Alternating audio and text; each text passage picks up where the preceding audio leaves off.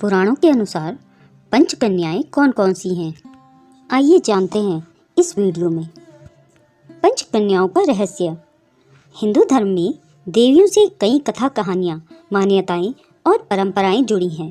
कभी माँ दुर्गा के रूप में राक्षसों का संहार, कभी सीता बनकर अग्नि परीक्षा, देवी सावित्री जिसकी शक्ति के सामने स्वयं यमराज को भी घुटने टेकने पड़े, तो कुछ ऐसी भी देवियाँ हुई जिनकी पवित्रता की मिसाल आज भी दी जाती है। लेकिन पौराणिक समय में ऐसी 5 कन्याएं थीं जो विवाह के बंधन में बंधने के बाद और संतान को जन्म देने के बाद कुंवारी कहलाती हैं। इन्हें पंचकन्या या पौराणिक समय की दिव्य कन्याएं कहा जाता है। जानते हैं इन पंचकन्याओं के रहस्य के बारे में। पंचकन्याओं में से पहली हैं देवी अहिल्या। वाल्मीकि रामायण के बालकांड में देवी अहिल्या का जिक्र मिलता है। अहिल्या रूपवान होने के साथ ही संस्कारी, सुशील और पतिव्रता नारी थी। अहिल्या का विवाह ऋषि गौतम के साथ हुआ। शास्त्रों के अनुसार ऋषि गौतम एक बार स्नान के लिए प्रातःकाल आश्रम से बाहर गए थे। तभी सची के पति इंद्र ने अहिल्या के साथ छलपूर्वक कुकर्म किया।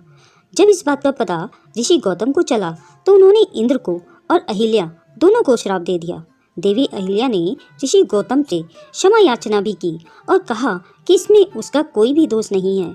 लेकिन गौतम ऋषि नहीं माने और अहिल्या को श्राप दिया कि तुम शिला बनकर निवास करोगी। त्रेता युग में जब भगवान श्री हरि विष्णु राम अवतार में जन्म लेंगे तब उनके चरण रस से तुम्हारा उद्धार होगा।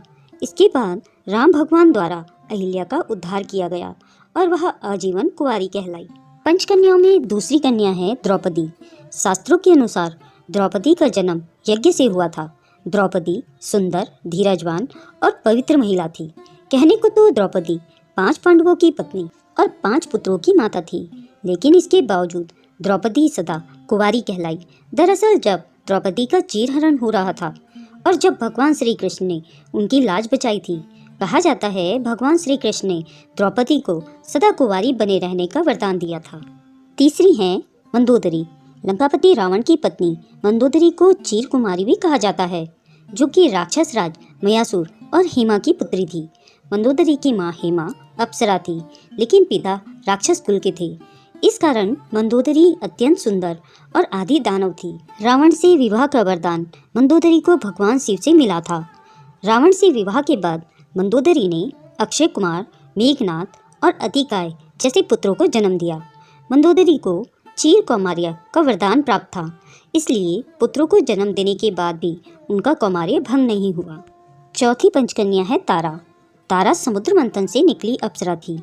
तारा का विवाह बाली के साथ हुआ।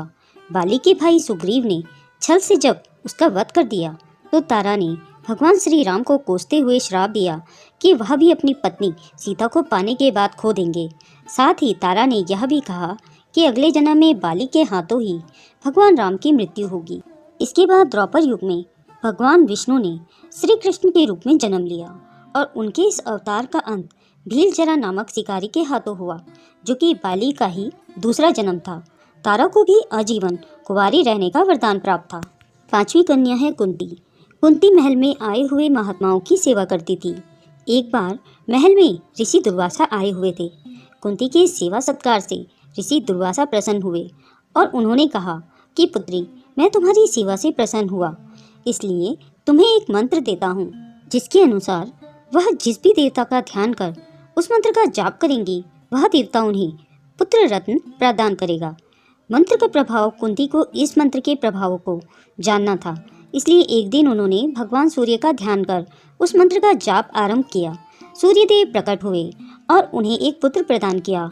वह पुत्र कर्ण था, लेकिन उस समय कुंती अविवाहिता थी, इसलिए उन्हें कर्ण का त्याग करना पड़ा। स्वयंवर में कुंती और पांडु का विवाह हुआ। पांडु को एक ऋषि द्वारा यह श्राप मिला हुआ था कि जब भी वह किसी स्त्री का स्पर्श करेगा उसकी मृत्यु हो जाएगी। पांडु की मृत्यु के पश्चात कुंती ने धर्मदेव को याद कर उनसे युधिष्ठिर, वायुदेव से भीम और इंद्रदेव से अर्जुन प्राप्त किया। माद्री की प्रार्थना। पांडु की दूसरी पत्नी माद्री ने कुंती से इस मंत्र का जाप कर पुत्र प्राप्त करने की अनुमति मांगी, जिसे कुंती ने स्वीकार कर लिया। अश्विनी कुमार को याद कर माद्री ने उनसे नकुल और सहदेव को प्राप्त किया। दोस्तों, अगर यह वीडियो आपको अच्छी लगी हो तो इसे लाइक और शेयर करें, और अगर आप मेरे चैनल में नए हैं